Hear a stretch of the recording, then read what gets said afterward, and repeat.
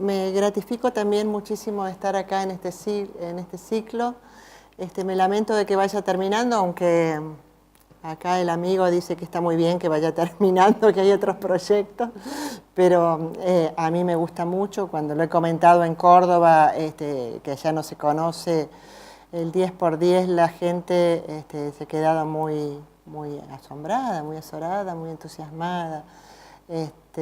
Y bueno, a mí me tocó, no sé, esas cosas que a uno le tocan por destino,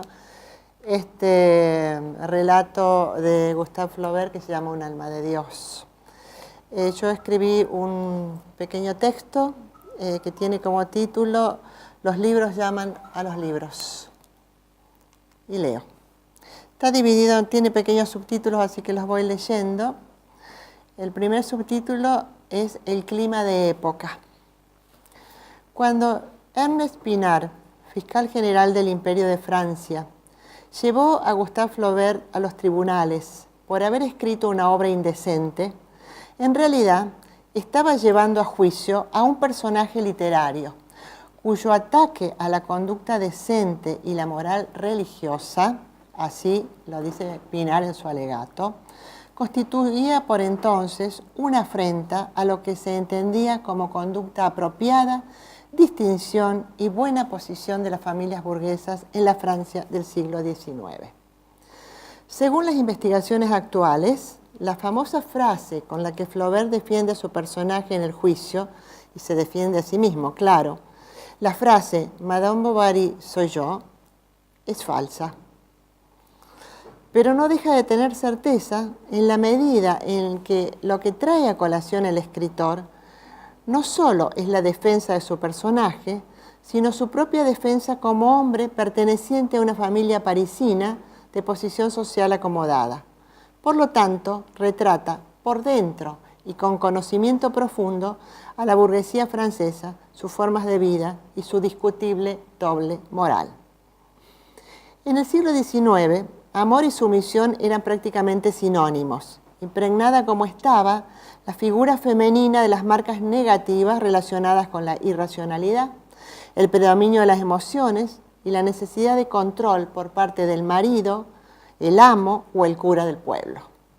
Hablamos de los roles y funciones de las mujeres. En la narrativa de la época, las pasiones amorosas transcurrían en salas luminosas, pero también en recintos oscuros, en hotelitos escondidos y en paisajes provincianos.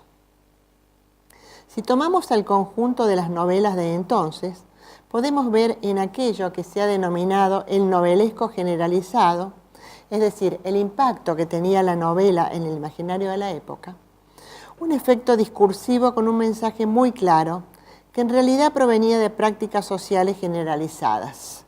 Castigo para las transgresoras, modelos de sumisión para las mujeres decentes, ejemplos, consejos, advertencias, manuales de comportamiento y moralinas que regulaban y distribuían roles para lo que se denominó la condición femenina.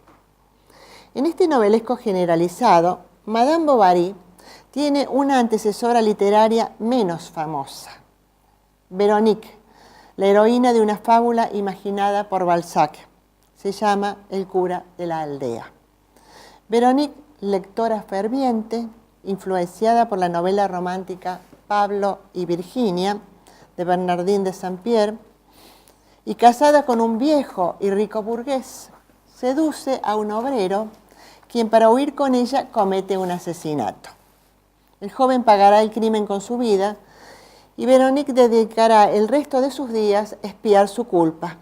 A diferencia de Madame Bovary, no hay escándalo social en torno a esta figura porque pasan dos cosas atenuantes.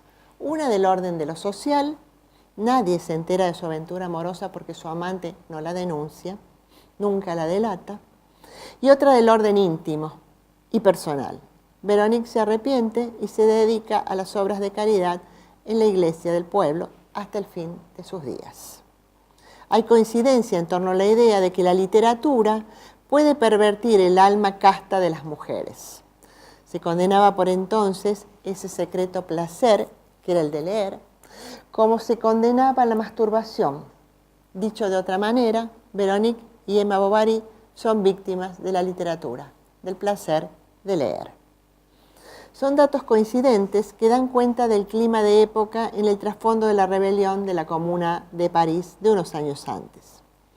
Como Madame Bovary, en el año 1857 se publica también en París el libro del poeta Charles Baudelaire, Las flores del mal.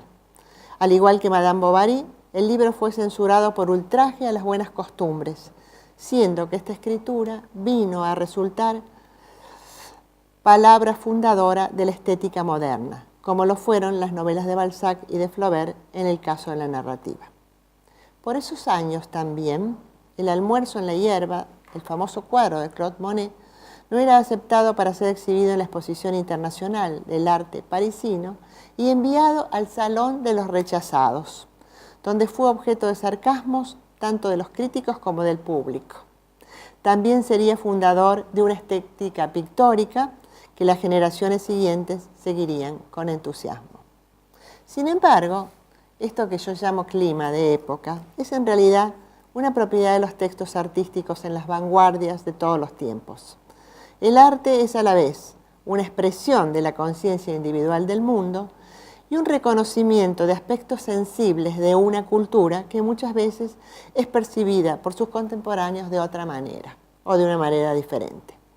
Por ello, el texto artístico se presenta como un mecanismo asimétrico e impredecible que muy a menudo suscita polémicas, disgustos, entusiasmos, rechazos y adelanta criterios estéticos, como el ejemplo que estoy dando de Madame Bovary o del almuerzo en la hierba, rechazado por impresionista, movimiento llamado justamente así por un comentario despectivo de un crítico ante otro cuadro de Claude Monet que se llamaba Impresión Sol Naciente. De ahí sale el nombre de impresionismo.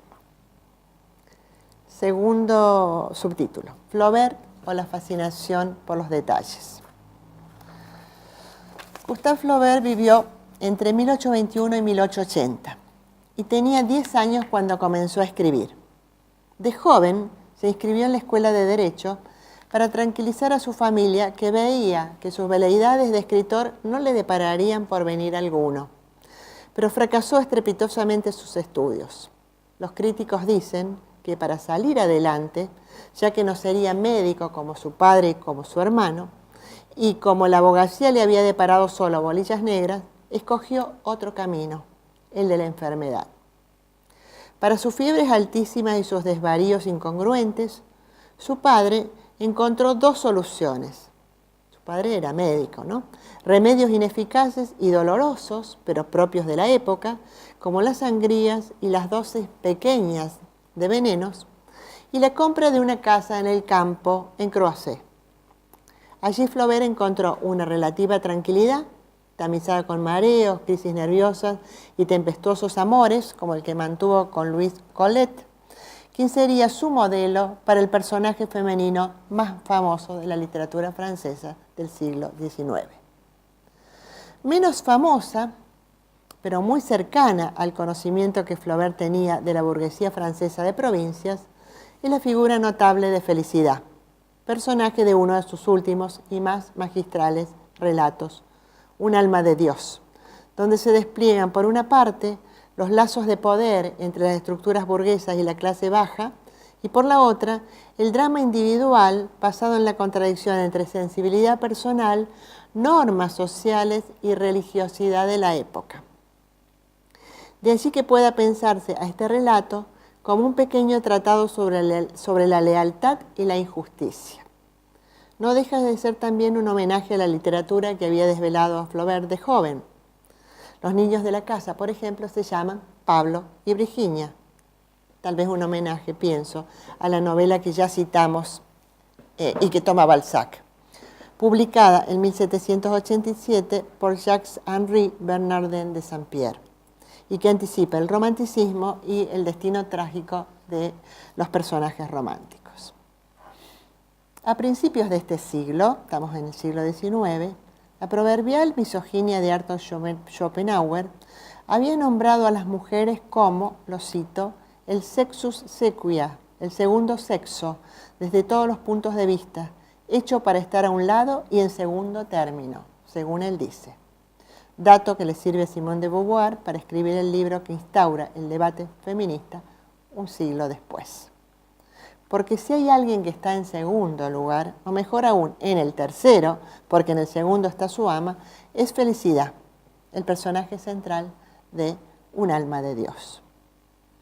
Este es uno de los últimos relatos escritos por Flaubert, y Un alma de Dios es el título traducido de la edición que manejamos, que yo manejo, esta. Sin embargo, el título original es Un corazón sencillo, y hay una versión en español con este nombre, Un corazón sencillo, que es un librito un poquito más gordo que este y que trae 3 relatos de Flaubert. Yo sé que existe, pero no lo conseguí. Tengo este. A propósito de esto, uno podría decir que las decisiones de los traductores, a propósito de los 2 títulos, ¿no? Las decisiones de los traductores no son incognoscibles y suelen dejarnos perplejos. Me pregunto si el mismo Flaubert hubiera cuestionado a sus traductores por traidores, por lo de traditori, o los hubiera ensalzado por creativos. De todos modos, la expresión un alma de Dios no es desacertada. Utiliza la frase hecha de la vida cotidiana, lo usamos en la vida cotidiana, ¿no es cierto?, para referirse a alguien ingenuo, bondadoso y sencillo. Y aunque estamos en el siglo XIX, la expresión en el fondo se sostiene sobre la idea medieval de que si somos bondadosos y gentiles en esta vida, nuestra alma gozará de una vida eterna al lado del Padre, de Jesús, de los querubines y de mucha otra gente seguramente buena. El relato comienza de este modo. Leo el principio. A lo largo de medio siglo, las burguesas de Pont-l'Evêque le envidiaron a Madame Aubin su criada Felicidad.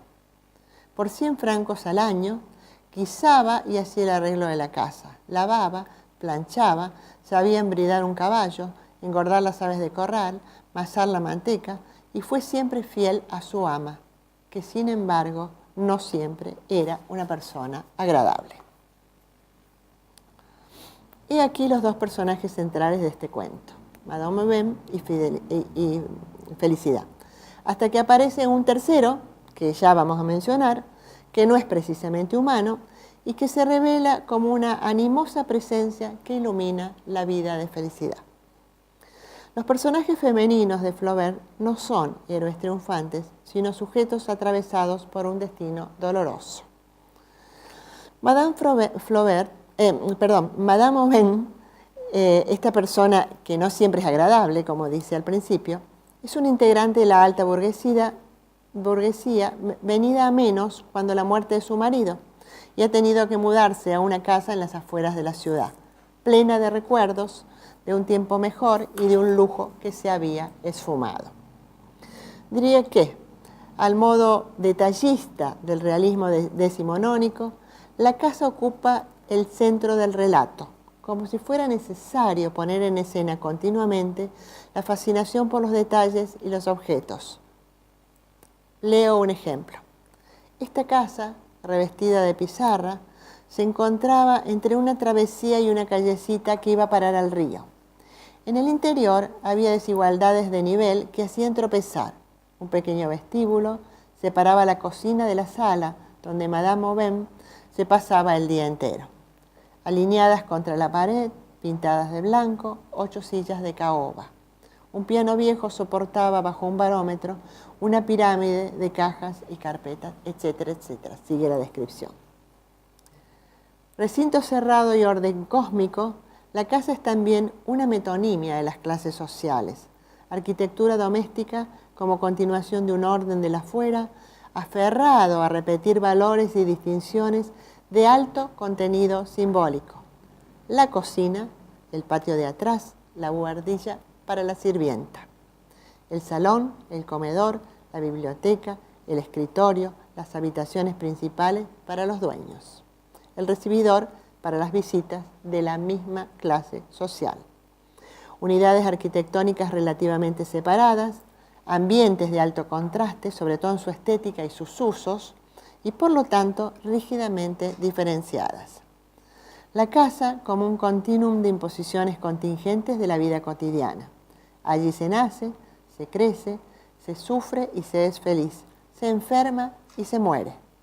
Pero se vive junto a otros y de una cierta manera, según formas usuales de convivir con los demás. Por ello, hay una socialidad del espacio donde los sujetos exhiben sus valores, una axiológica del lugar que compone su ideología, su visión de mundo, sus gustos y sus creencias.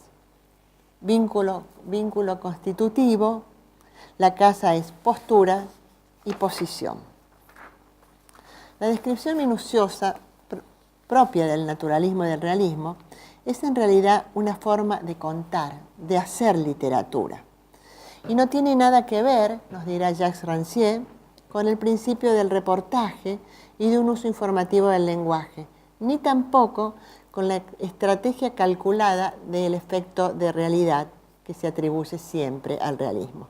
Es signo de la poética del desdoblamiento lingüístico de las cosas. Porque si bien este detallismo de espacio y personajes es posible solo por el minucioso arte de la escritura, se pone en el centro de la visión la narración dramatizada de una historia que justamente en su brevedad delimita el contorno de una vida signada por las ausencias. Todo parece irse alrededor de felicidad. Todos quienes la rodean van alejándose o muriendo. Primero el novio, luego la niña de la casa, el sobrino que parte para Cuba, la misma Madame Novem. Y el yo dañado del personaje solo encuentra refugio en la iglesia, y más particularmente en sus fechas sacras y sus rituales, o sea, la misa, las Pascuas, la Navidad, los ritos funerarios. Punto inamovible, presencia absoluta, que vincula lo natural con lo sobrenatural. Una cita, cuando se muere Virginia, la niña de la casa. Felicidad se quedó 2 noches al lado de la muerta. Repetía las mismas oraciones, echaba agua bendita sobre las sábanas, volvía a sentarse, la contemplaba. Al fin de la primera vela, observó que la cara se había puesto amarilla, los labios azulencos, la nariz afilada, los ojos hundidos. Se los besó varias veces y no se habría asombrado si Virginia los hubiera abierto. Para estas almas, lo sobrenatural es completamente natural. Aunque parece estático, Felicidad es un personaje en transición. Tiene sentido individual de la justicia y de protección hacia las víctimas del sistema, los niños, los pobres, los viejos, los mendigos.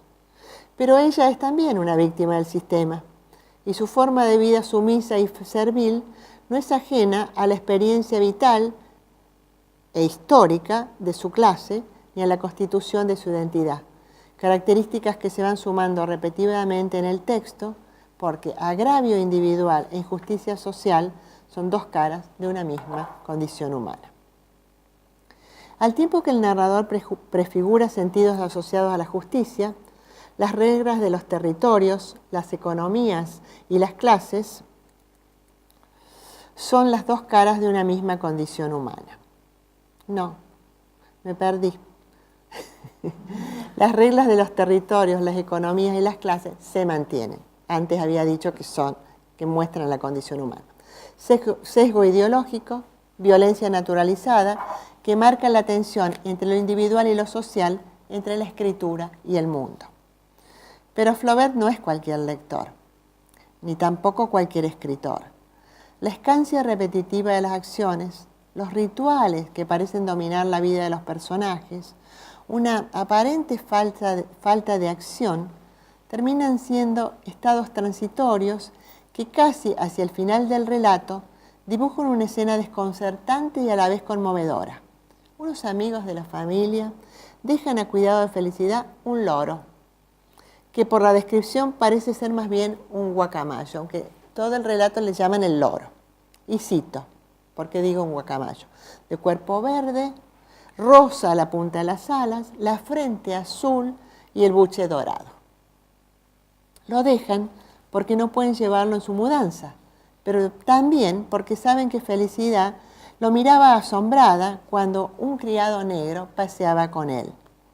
Y cito, el loro ocupaba desde hacía mucho tiempo la imaginación de Felicidad, porque venía de América, y esta palabra le recordaba a Víctor, tanto que le hacía preguntas al negro. Una vez llegó a decir cuánto le gustaría a la señora tenerlo.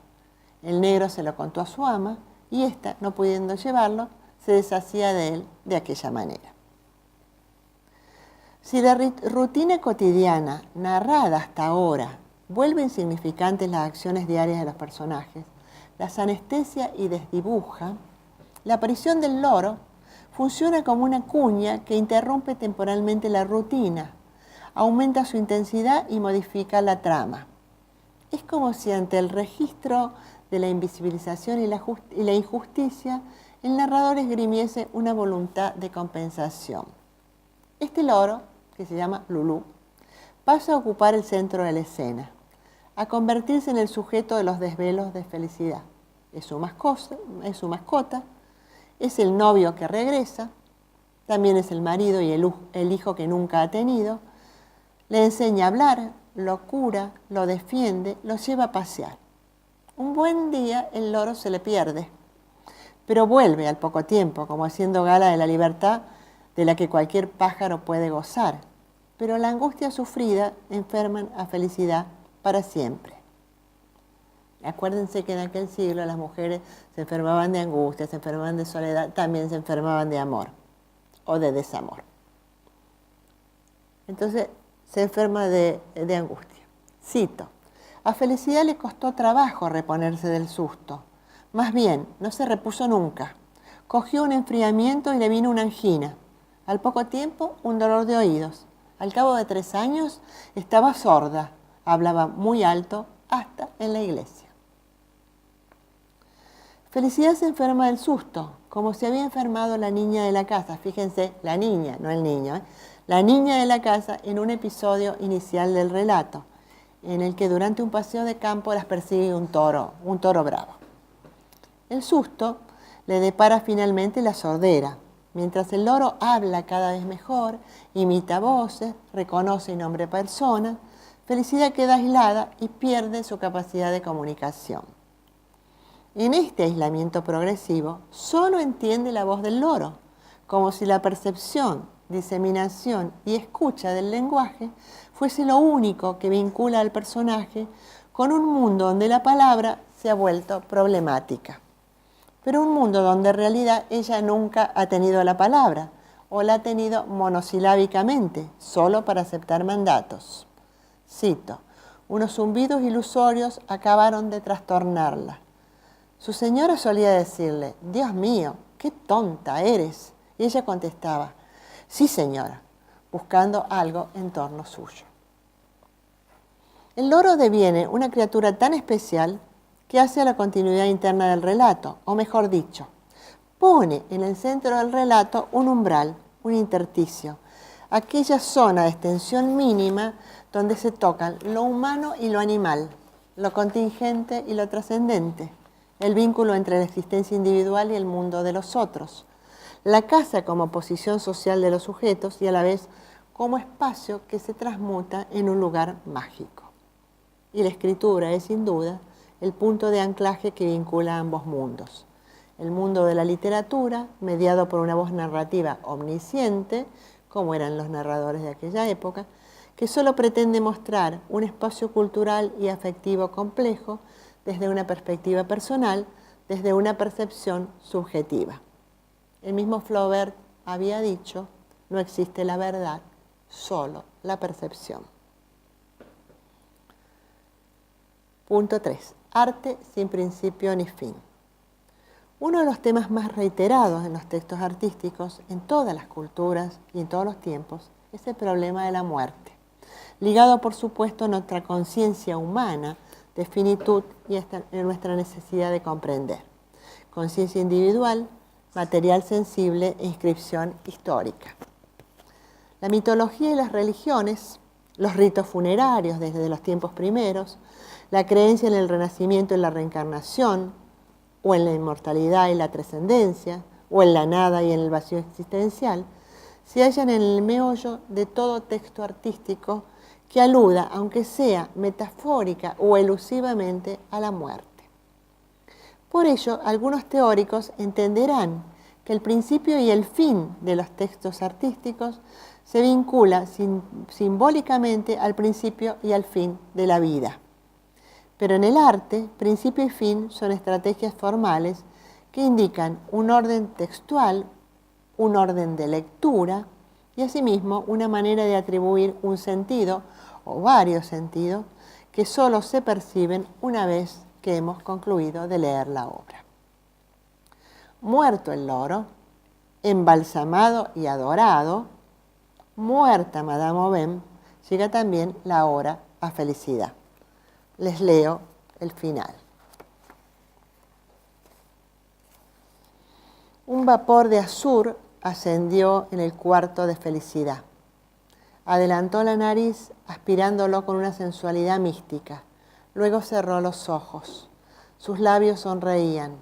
Los latidos de su corazón se fueron amortiguando uno a uno, más tenues cada vez, más espaciados, como un manantial que se va agotando, como un eco que se va extinguiendo. Y cuando exhaló el último suspiro, creyó ver en el cielo entreabierto un loro gigantesco planeando sobre su cabeza. Se fue al cielo, pero vio un loro. En vez de ver en este cielo abierto una luz o a Jesús, como dicen que se ve, bueno, ella vio el loro.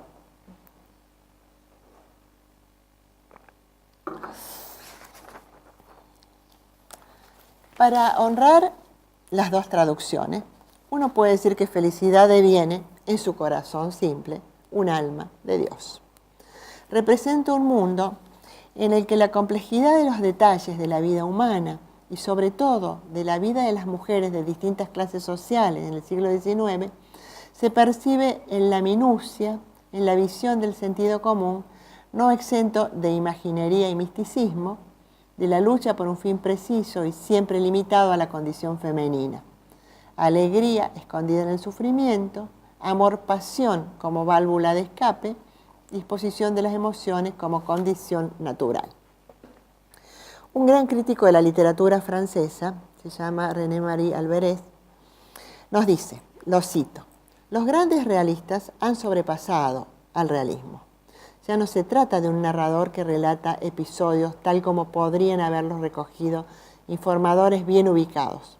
Ahora es un moralista que conoce tanto los secretos de las conciencias como los mecanismos de la sociedad, sin dejar de preocuparse por la descripción o el inventario de algún lugar, de una casa.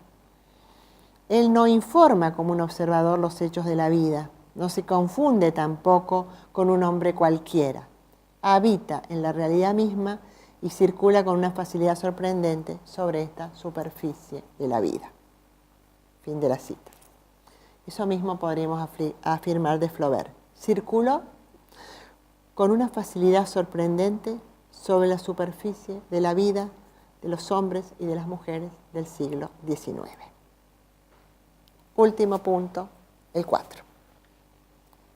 Para finalizar, una pequeña digresión que abre nuevos horizontes de lectura e incluye a la obra de Flaubert en el gran continuum estético que es el arte literario.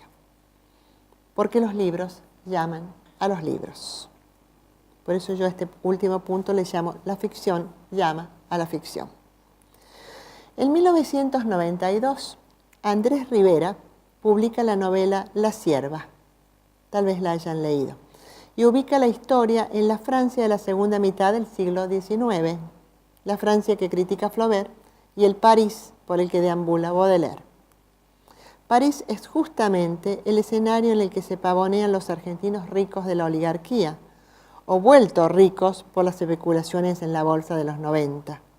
Estoy hablando de los 90, de 1890, aunque suene a 1990. Los especuladores de la bolsa de los 90, llamados despectivamente por los franceses rastaquouère.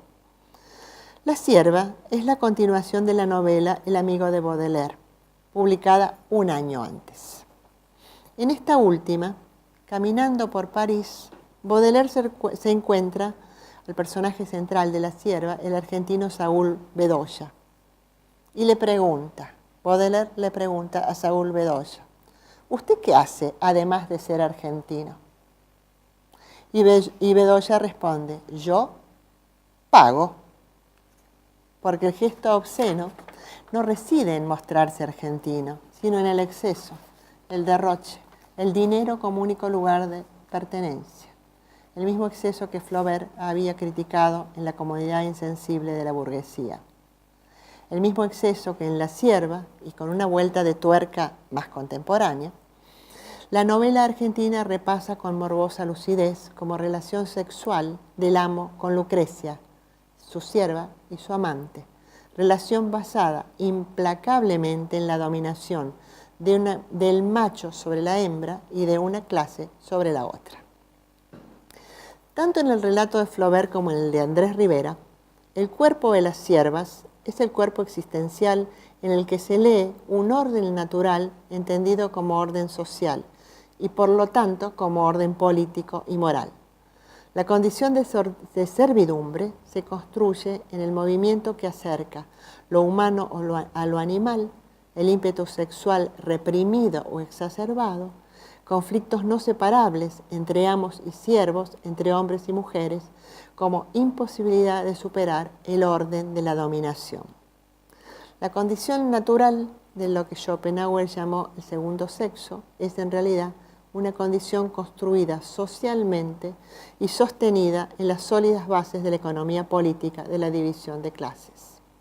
Tal vez Flaubert alcanzó a ver esto con claridad, pero para salvar, entre comillas, salvar a su heroína por aquellos tiempos, no significaba ponerla al frente de una rebelión social, sino denunciar la hipocresía de los burgueses. Entender que el orden económico se basaba en la explotación y la desigualdad, y salvarla era posible solo haciéndola rezar y mandándola al cielo. Un alma de Dios. Pero ¿qué significa salvarla o salvarse en un mundo donde las mujeres siempre están condenadas? Anclada en la historia y en datos reales, como el trasfondo de la revuelta del 48, la resolución literaria de quien se irá al cielo, porque es un alma de Dios, parece irreconciliable con la posibilidad de acceder a una vida mejor, a una emancipación deseable y a las transformaciones sociales y económicas que exigían las nacientes centrales obreras en Francia. Si irse al cielo ya sonaba a poca promesa para la época, menos nos suena a nosotros, lectoras del siglo XXI, mujeres de la revolución feminista, del nunca más y de los pañuelos verdes. Una segunda referencia, en este caso claramente intertextual, es la que aparece en el libro que publicó en 1984, ya hace bastante, el novelista británico Julian Barnes, y que se llama El loro de Flaubert. Hemos estado hablando con Antonio de esta obra, que es inclasificable desde el punto de vista del género, porque no se sabe si es una novela, un ensayo o es la biografía de Flaubert. Retoma el personaje del loro, pero desdoblado en realidad en dos loros. En esta obra hay dos loros.